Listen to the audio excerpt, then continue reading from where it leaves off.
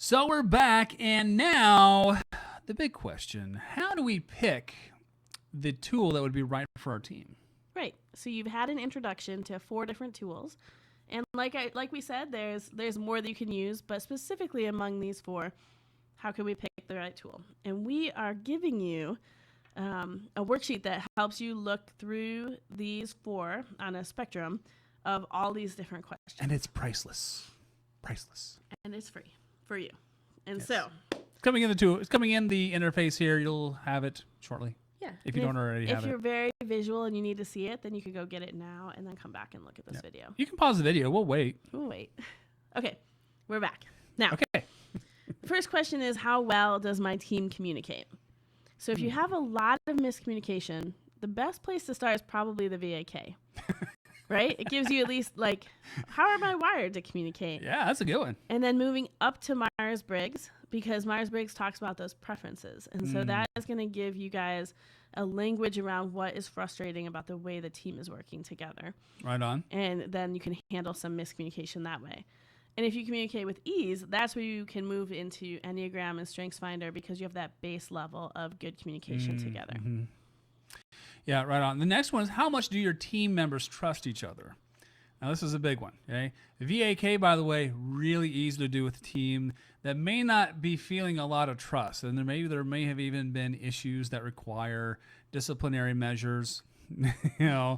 Meetings with HR. That everybody loves. Yeah, there's not much of a vulnerability hangover after you share your learning style. Right. So it's a good way to kind of dip your toe into saying, here's how I'm different from you, without it being really emotionally risky for people. Right. Then you move up to StrengthsFinder. StrengthsFinder is super positive. So again, yay, StrengthsFinders! You're saying how you're different, but you're saying it here's 5 reasons why I'm awesome. And here's 5 reasons why you're awesome. Right. Even that person that you really struggle with, you're like, oh, yeah, I can see that. Oh, so you don't completely suck. Oh, here's yes. some positive things about the person that you think sucks. Yeah.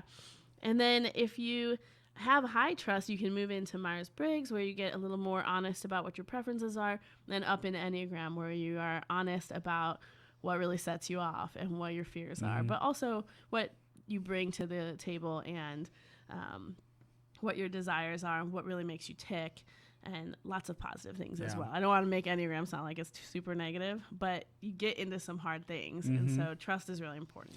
Yeah, and if you don't have a lot of trust in your team, doing Enneagram first, like I said in the last video, it's really kind of handing You might have people quit. yeah, you're handing people guns to have duels at dawn. I mean, it can really be damaging. So you want to build that trust first, and then maybe work your way up, if ever. Some teams Enneagram is never the best move for, and so choose carefully when it comes to trust. Right. All right, so the next one. Do you have a problem with negativity? I don't have a problem with negativity. Never. I'm like, whatever. Everything's great. Everything's fine. No, I'm not medicated. He's just a 7 on the Enneagram. Yeah, this is just me. So if you have a lot of negativity, which is often a reason why we get brought in to do team mapping, is Everything's that on fire. well, even if it's not on fire, everybody's really persnickety about everything. StrengthsFinder is going to be your best bet because it brings in a language that's inherently positive. And so you're going to be talking about what's great about people. Right. And then moving up from StrengthsFinder, VAK, nothing really negative about that. Yeah. And then if you have optimism and the benefit of the doubt abounds on your team, Myers-Briggs is really helpful because we're giving people the benefit of the doubt and we're able to see how they're different and appreciate that and have language for that. And then again, Enneagram, if you have that good positivity, then you can talk about harder things with more ease. Right. How long have you been together? That, of course, factors in all across the board. VAK and StrengthsFinders are great for brand new teams because you get enough information, enough communication right up front, and how people communicate. So you don't have a lot of those, potentially at least anyway, assuming they actually use what they learn, because everyone does that the first time, right? I mean, it's helpful. No one ever, needs a refresher course on anything. Yeah, but you have to start somewhere. So you got to start somewhere, right? But if people are actually implementing what they're learning from the VAK, from the StrengthsFinders, man, does that set up a team, a brand new team to really succeed in the future.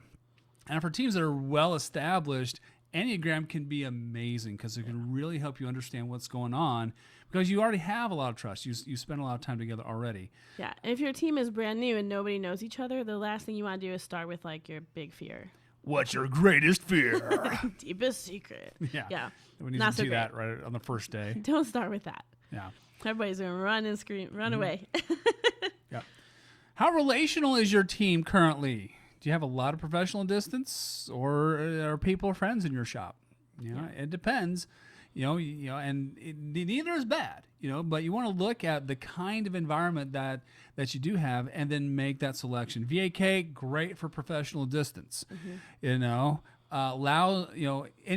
is lousy for shops that have a great deal of professional distance. Right. If you have boundaries, like work-life boundaries that are very, very strong, and HR is like, do not learn about each other, Enneagram is going to suck. Don't do that. Yeah. But there's a lot, especially in like a startup culture where you're all rubbing up against each other all the time. That's the wrong phrase.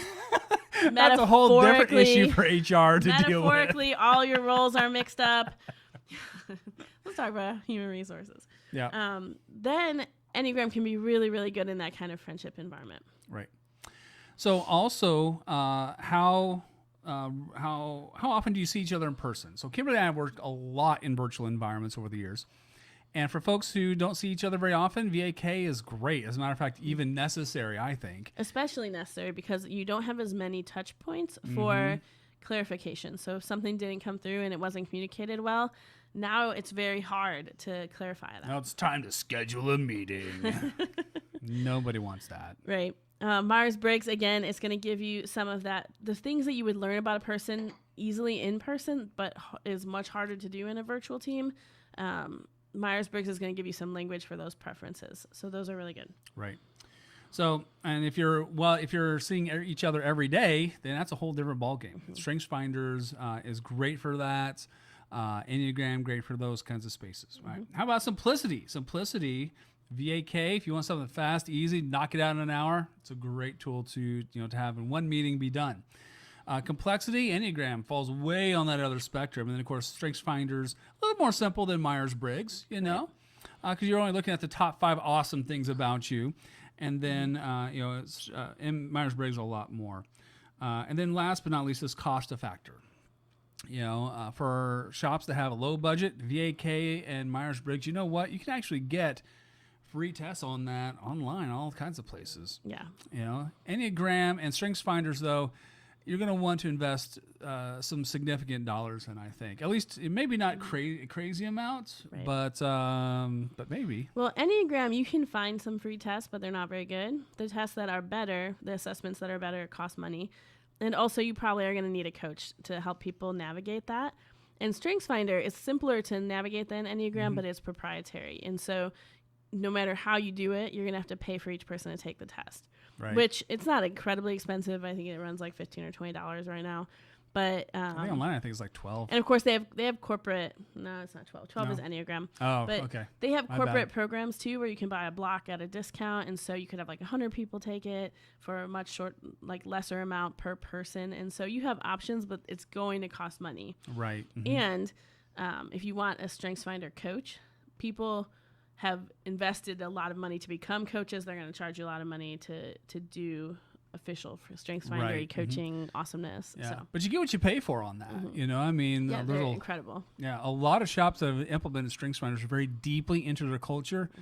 Boy, do they see results and fruit from that all over the place. So it's a beautiful thing. Okay. All right. So in our next video, what are we doing? We are going to look at ways you can misuse these tools. Some things not to do. So let's learn about not that coming up next.